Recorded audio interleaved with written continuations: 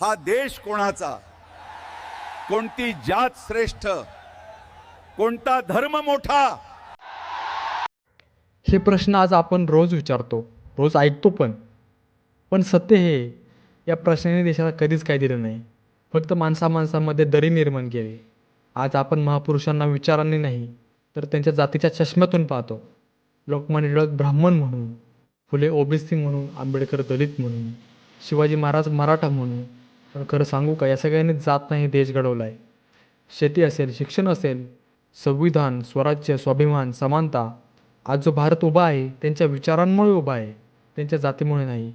आपण अभिमान बाळगायला हवा, पण तो अभिमान जेव्हा गर्वात बदलतो तेव्हा तोच सर्वात मोठा शत्रू बनत असतो. आज राजकारण आपल्याला एका वर्गाची, एका जातीची एक वोट बँक म्हणून पाहत आहे. पण आपण स्वतःला विचारलं पाहिजे, मी एका जातीचा आहे, मी या पूर्ण भारत देशाचा आहे. जर आज आपण एकत्र नाही आलो तर उद्या आपल्याला पुढची पिढी नक्की विचारेल, तुम्ही देशासाठी काय केलं होतं? आणि तेव्हा आपल्याकडे उत्तर नक्कीच नसेल.